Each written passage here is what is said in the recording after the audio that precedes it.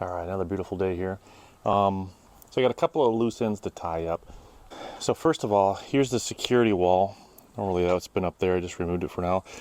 But I want to scrape all of this 3M tape off so that I don't have any issues with anything sticking to that. So that's task one. That should be pretty easy to do. Another thing that I talked about is once the security wall is up, there's no real access to the ports, the output ports here for either AC or the 12 volt ports, cigarette lighters, USB ports and stuff like that. They're here, and so I do have kind of a cheap extension, and what I'm going to do is, this is going to be my 12 volt extension, and this will give me some 12 volt ports here towards the back. This will attach directly to some spare 12 volt ports that I have in the battery box. So that's another task, is to get that connected up so I can use that in the back. I want to have a quick disconnect with this thing so that it'll stay in the truck, and I can pull the big battery box out and use maybe my jackery or something to power everything in the back. So that'll give me 12 volt ports kind of throughout. I did settle in on some battery power. These are rechargeable lights that are here. These are kind of motion activated lights, so that when they see motion, then they turn on. Same thing on the sides. I got one on each side, one over there too. And these are, again, motion activated, and then they recharge through kind of a USB port, so I can recharge those from the battery. So that's going to be my lighting solution for this trip. Kind of cheap and dirty, but it's going to function just fine. So I did purchase some of these tie-down bags so that you can fill these with whatever is around, just in case for my tarp, my awning, I can't stick any stakes in the ground because maybe I'm on rock or whatever. I can fill these bags full of rock and then use them as tie-downs. Nothing really to do with those, but I'll just store those and take those on the trip. The other thing that I have to do is this battery box. If I pop the lid here, just to remind you, right here there is a 3,000 watt inverter. The inverters do pull some current even when you're not using the outlets. So my plan was to use this little circuit breaker just to turn off power to the inverter, kind of master power switch for the inverter. So this is this lead goes to the inverter, the other leads come from the battery. So right now I have this in the off position, and then I can reach in there and turn it on, and now it's in the on position. The challenge is, with the security wall in place, there you go, so that's annoying, but that's the sound it makes when it loses power. But anyways, the challenge I have is with the security wall in place, I can't access this thing. And so I need to come up with a solution where I can access the master power for the inverter so I don't have that leakage power that's coming out of that thing. So up first is, let's get this scraping done here. Just get you a good position, kind of look in here. Yeah, you can see both. All right, so the trick with this is with a sharp utility blade, you can kind of get under this and just kind of scrape it off. So I'll be doing that on all these edges, just kind of cleaning this up so that I don't have any sticky situations on the upcoming trip.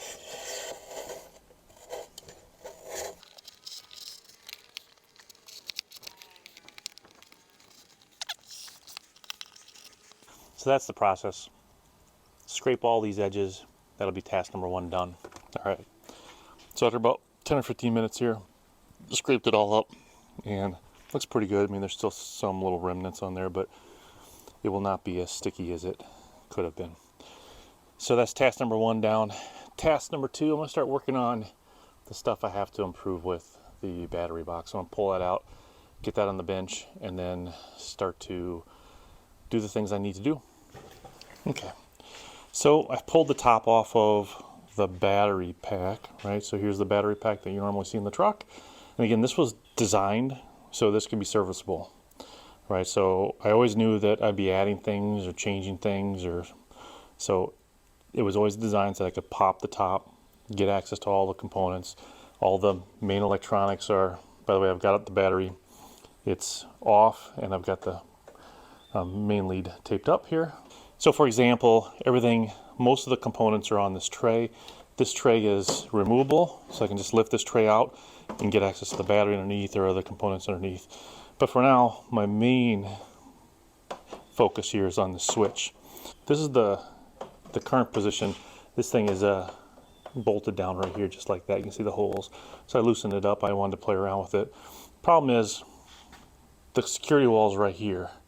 All right, and I could drop the kind of the magnetic door, slide it down, but I don't have access to the angle that I need to be able to manipulate. I could probably turn it off, but to get this to go on is a pain in the butt. I can't really get access to it. So what I want to do is just move this a little bit. So I'm going to get it to stand up maybe in this direction so that it'll be right here. So when I pop this top, I'll be able to access it from this side. So I should be able to then, once this is secured in place here, then I should be able to reach in my hand and manipulate these things a little easier. So I still won't be able to see them. I won't be able to have my thumb on that side, but there will be a backing there, so I'll be able to push this button, disconnect, and then reconnect. So all this does again is this controls the power to the inverter, so I'm not getting wasted battery consumption because of the inverter's just kind of idle current. So that's what the plan is. I think I'm going to use some of this angle iron right here I got left over. It fits nicely when I turn this thing sideways like this. That's the exact width that I need. So I'll mount this kind of a bracket in here, kind of like this, and then mount that piece on there, just like that. So that's the plan for now. I'm going to come back to this, show you more in just a little bit. Okay, so I've marked this up the length I roughly need. I transferred the line, doesn't have to be super square, but we're going to make this cut now. You just use the jigsaw for this and see if I can keep you all in frame right here, and we'll get this cut done here.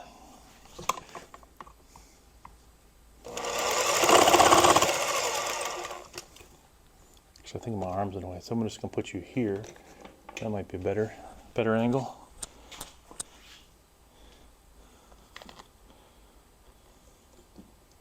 There you go.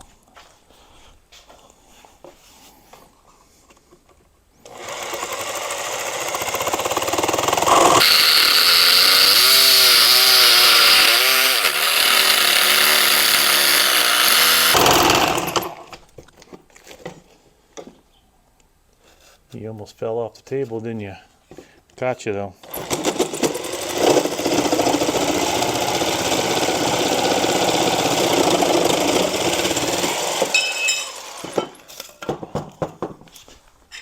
All right, so I got the piece cut. Take a file, make these edges a little bit softer here now.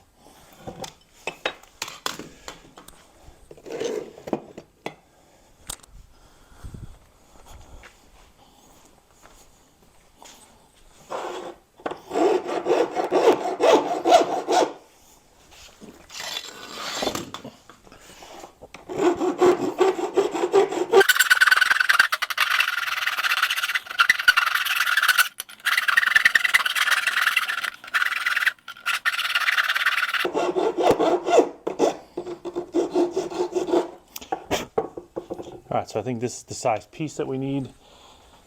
So then next step is I have to mark the holes for where to attach the breaker to, and then we'll drill a hole here in the end and we'll be able to attach it. Might try to get some kind of spacer under there and just bolt it down to right there. I should be able to at least stack up a bunch of washers or something to take up that space. Okay, so I got the holes marked here. So let's get these drilled.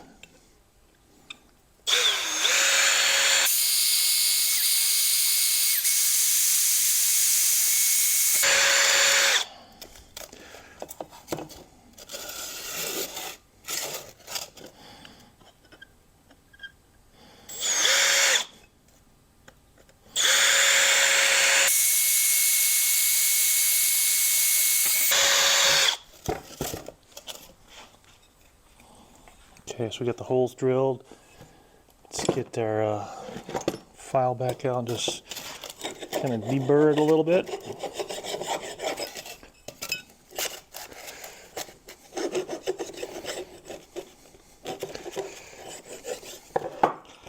And these are the bolts, so make sure that they fit here.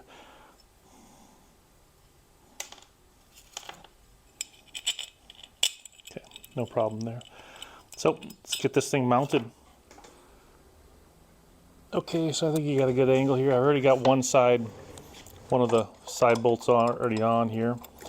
This is the other one again. Just these are the hardware that I had it mounted with before. Before it would kind of go through those holes. We're just gonna stand this up vertically so maybe I can access it with the security wall in place. So I would prefer not to have the inverter on all the time and just to flip it on when I need it. Let's get the wrench here.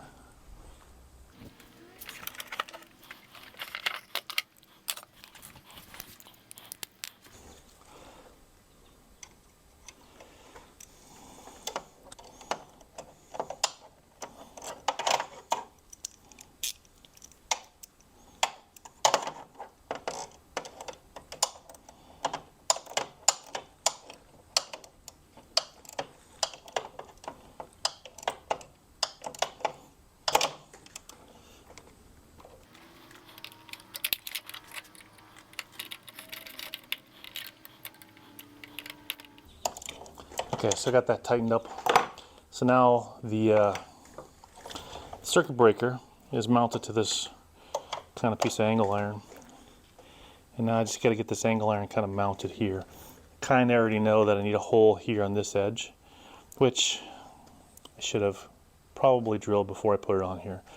But I think we can make do. So I know it's going to be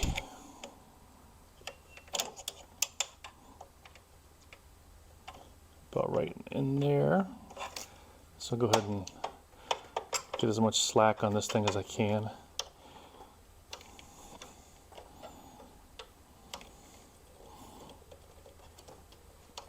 We'll get this little thing drilled here.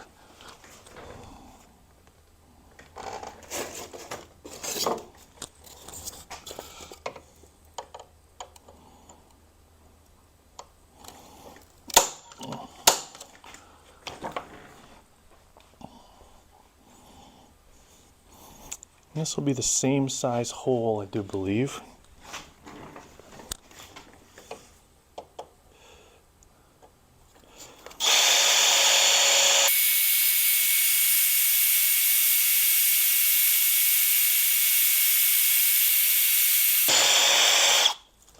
All right, there's that. Let's deburr it a little bit here.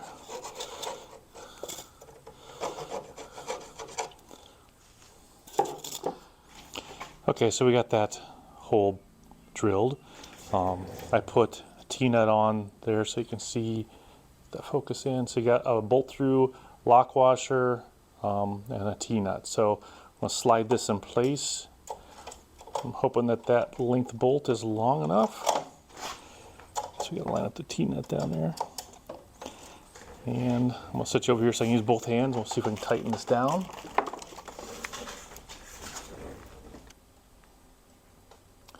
Okay, so I got the right Allen wrench. Let me just go around. Should be able to undo 4 bolts, I think, here. And that should come up and off.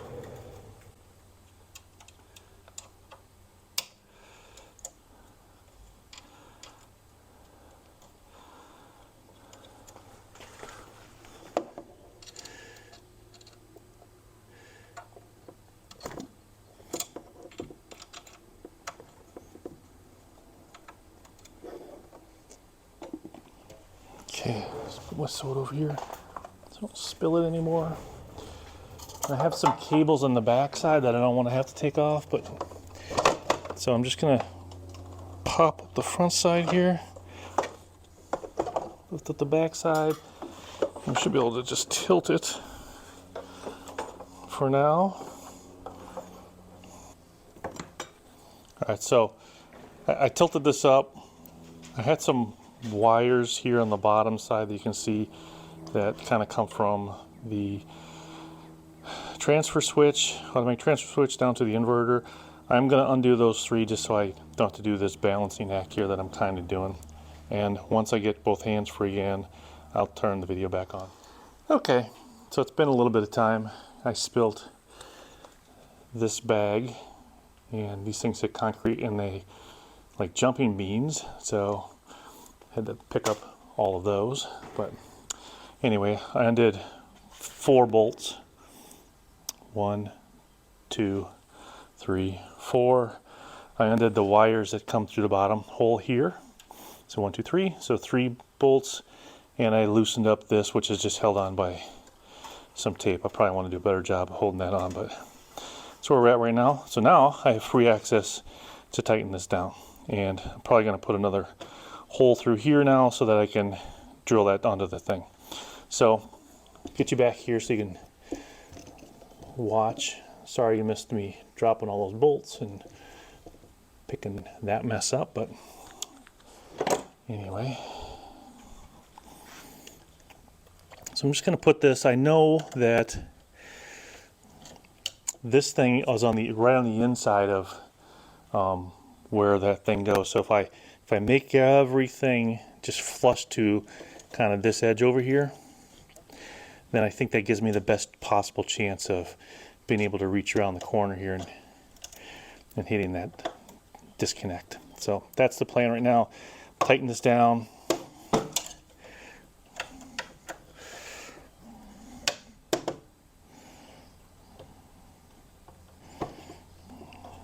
You know what? Maybe I don't need another one right there. Kind of feel like that's on there really good.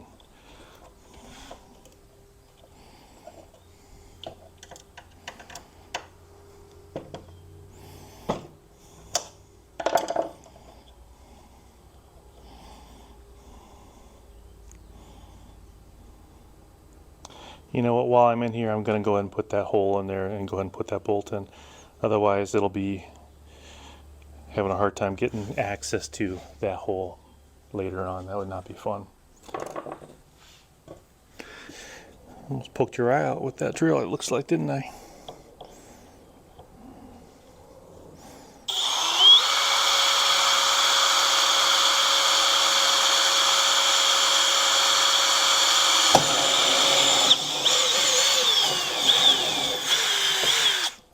Wouldn't you know it? All right. My drill's hitting the edge here, so I can't go all the way through. It looks like I'm almost through. Just gonna slide that over out of the way.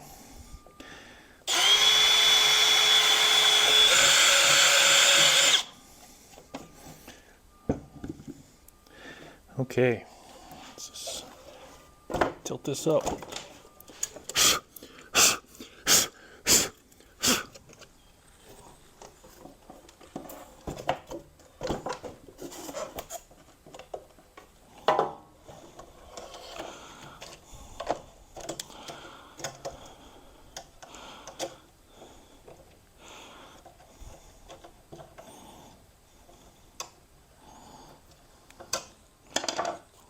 Get yeah, it's probably 2.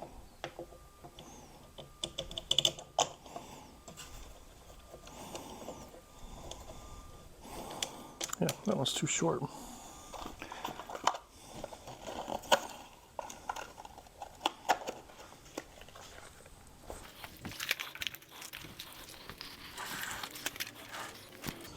right, so I got a little bit longer bolt here. I don't think I need anything on this side since it's just going into aluminum. On the back side, I'm going to use a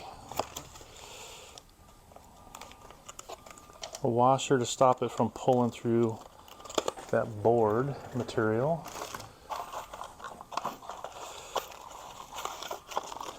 We'll also put a lock washer.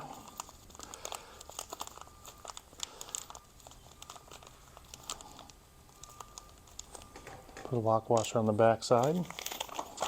And I need to get a nut for that bolt then, looks like.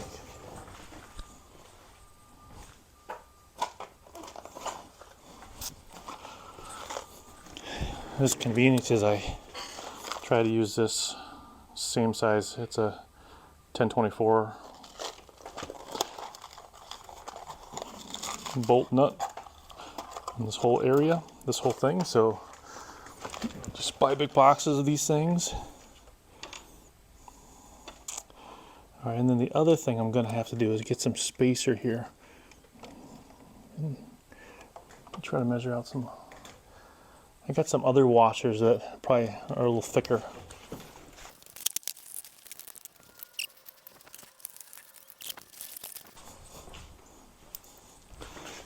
Alright, so I got a few more. I feel like I'm playing poker here, but okay. So that is the same height as that. So let's get this over under that screw.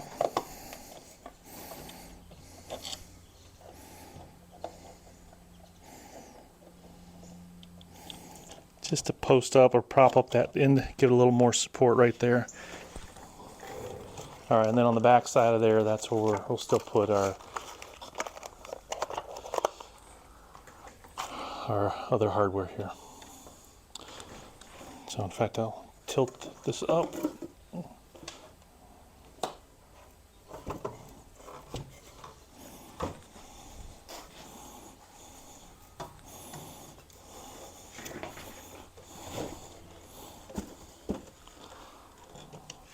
Not really sure the angle you got, but I'm trying to make it so you can see. So anyways, washer, lock washer, nut.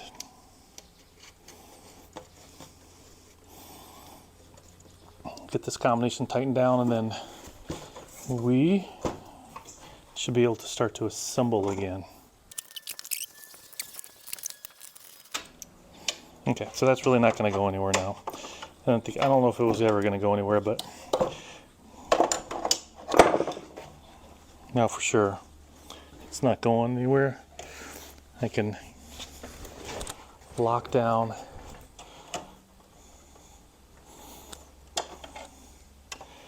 this other one now.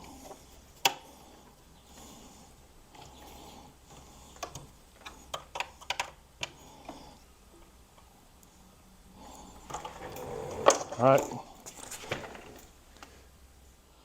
So with this mounted on this L bracket here, my plan now is that this is the side where the panel comes off. I should be able to pop that panel off, drop it down. I can get my hand here. I should be able to push this, and I should be able to also find that switch and reset it. So now I think I have enough space to control whether or not the inverter is powered on or off. Okay, so now that we got this thing mounted the way I think it'll work, now I'm going to go ahead and start the assembly process. While I'm in here, I'm going to go ahead and tighten these things down, because I did I did loosen up some of these bolts, and they're easier to get to when everything's off. So we'll just do this right now. So this is the positive pole to the inverter. I tightened that down. I also have, this is the switched side of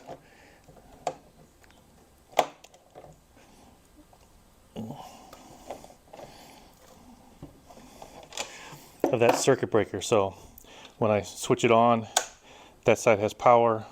When I switch it off, it doesn't have power. So next step is, let's get the lid back up, or I guess not the lid, but the next level here. So line these up with where they belong. Drop that side on. Drop that side on. Everything's in place where I can get to, it looks like, I think. All right, so we tighten those down then. And that was this one.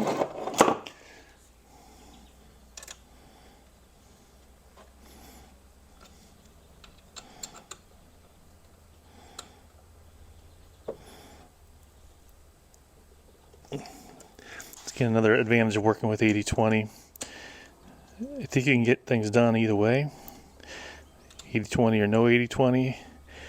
But if you got an 80/20 frame, it's pretty easy to assemble and disassemble. I know there's disadvantage of 80/20 too. In fact, I just watched a video the other day where a guy was doing a van build and he was weighing everything and he did a calculation.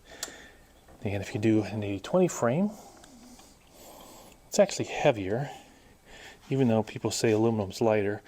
When it's all said and done, because you have to have the frame inside. And he was making his frame out of wood, which has advantages and disadvantages, but his argument was it was a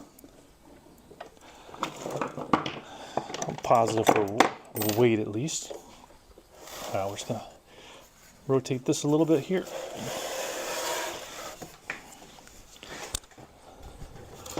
Get access to these. So this is from the automatic transfer switch, and this is the output of the inverter. So if the inverter is on,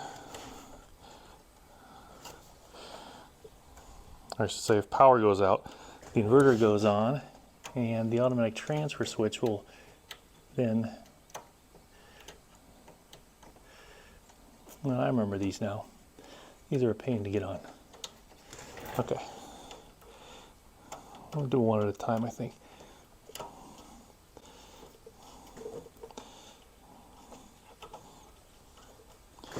There's one. Anyway, so as I was saying, the automatic transfer switch will drive the outlets, the 120 volt outlets, from shore power, if shore power is available. Otherwise, it drives those outlets from this inverter, which is powered by the battery, if the shore power isn't available.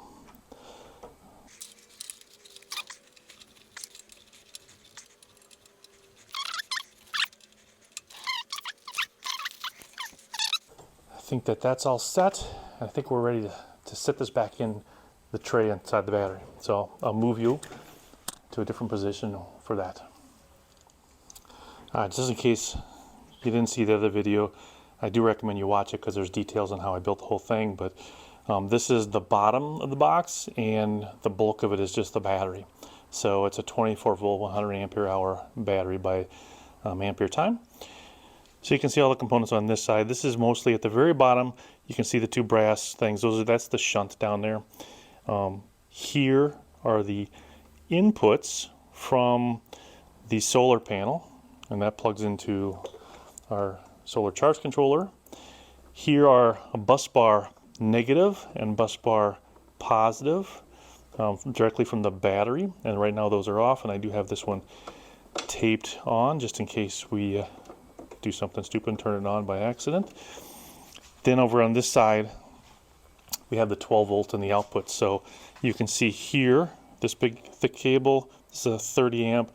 It can drive the 120 volt out, and that plugs into the automated transfer switch. Here's a bunch of 12 volt outputs. Right there, that little silver thing is a 24 to 12 volt converter. And on that 24 to 12 volt converter, there's a fuse box here on the side, and coming out of that fuse box is this panel here that drives this. And then I have three other leads. I have one lead that drives the fans, so that temperature probe and the fans. And then I have two unused ones because I always figured I was going to need some additional ones. So these are fused up. This is what I'm going to use for the other part of the project, and we'll start taking care of that here soon. But for now, let's go ahead and get that top back up here. We'll see if we can sit you right there and move this without spilling anything.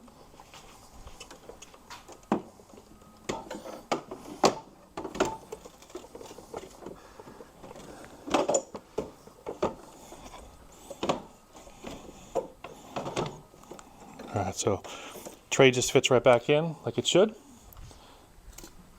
And now we'll start to make up some of these connections. So I want to do all the connections. I want to test and see if I can slide my hand back here, turn this on, turn this off with very little space, and see if that functions. Okay, so we're all wired back up. I don't have the hood or the top part on yet, but everything's wired up that I needed to get wired up to make it function again. In fact, I got the house power in, so charging the battery up. Right now I'm at some 40-some%. But everything else is functioning now again. I'm next gonna purpose one of these outlets now to our other part of this project. So that's what's next. Okay, so the next bit of work that has to be done is I want to take this gizmo, which is essentially an extender for the DC outputs, and hook it up to that plug, which is one of these. These are extra 12-volt plugs that are fused coming out. So I want to be able to hook it up to one of those. So easy enough to do. I have the connectors here. This is the male side of the connector. That's the female side over there. So I got the male side here. We're going to snip off the lugs that it came with, and we're going to replace it with that connector right there. So that's easy enough to do, and we should be able to maybe get that all done while you're here. So I got all the tools we're going to need here. First of all, I'm going to snip off these lugs and take care of that. Strip them down a little bit here with the wire strippers.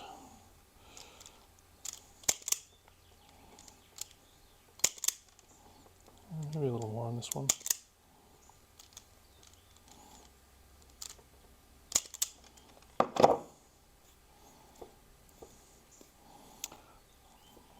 Looks like it's all copper. That's always good to see. This is one of these ends. I don't think it cares which side's which on this one. So just stick them both in, just like that. Now this does have a polarity. I don't know if you can see, but there's a negative on that side, and there's a positive on that side. So that's going to be red, that's going to be black, and that should match up with what we have here. And the other thing, to make this easier, I'm going to go ahead and turn these cups. You guys see how these cups are kind of sideways? Just to make it easier to solder, spin these. So they kind of face up a little bit.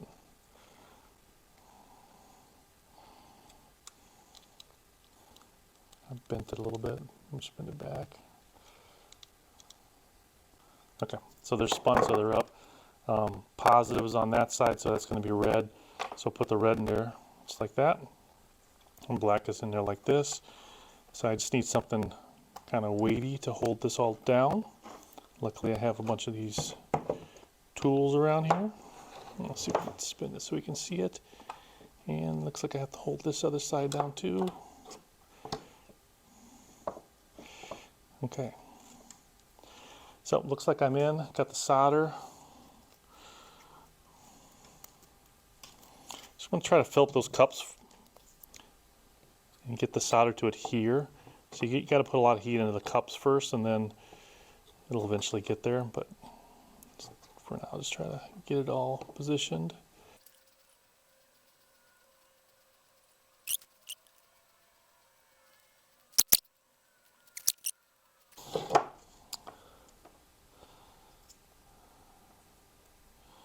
Now each of those wires is pretty solid. Takes a lot of heat to get the cup, that outside cup part to heat up, but once you do, then it kind of sucks the solder into the cavity there, which is where you want it. I got it all soldered up, so I'm going to plug it in. Let's do a test on this thing and see if it functions. All right. So this thing, the one I have here is, I think that's an EUG gizmo. It has a fuse. It has an inline fuse, so it's fused itself. It's usually not a good idea to have series fuses, but this line is already fused, and I'm not going to undo that. But now it's fused again, and it has a bunch of outputs. What I like about these cigarette lighter outputs is it kind of future-proofs you against changes. So right now, USB-C or the USB outlet is pretty common, and so I can plug these things in here. But if we ever end up with a new standard, I can pull out these inserts and I have the new standard. So this should all be functioning right now. There's an on-off switch, so I can switch it on, switch it off. It tells the voltage. I can plug more of these little inserts in. It does have two adapters here, so if I have, for example, this is my microphone that I use, so I plug that microphone in to the end, I can charge that should power on. So you can see the lights look kind of dim, but that thing's charging. And then there is a USB QC3, and there's a 300 watt, there's a 30 watt outlet here too. So there's a bunch of different ports on this thing. I'll probably only use these front, maybe this side port here. I think the side port is for charging this too, like a 3 amp. But anyways, I'll probably use most likely just the front ports because they'll be easily accessible. So that's the extension that I got. So I get access to the 12 volt outlets easily. And then to get access to the AC outlets, I'm going to use just a regular extension cord. So I'll have that kind of laid out so that I'll have access to 120 volts if I want it, and I should be good to go. Okay, so I got the security wall back up. I've got, right now this is, the battery box is actually charging from shore power. But I got the security wall back up, and there's a gap in here. This gap doesn't look like much, but it's enough for me to get my hand into this little area right here, pop that box, and then I can reach that switch, so I can switch on and off the inverter. Right now I have the inverter off, but because I'm in shore power, the automatic transfer switch is driving the outlets, which are on the other side by the shore power. So I added those extra things. You can see them right over on the other side, a little bit easier.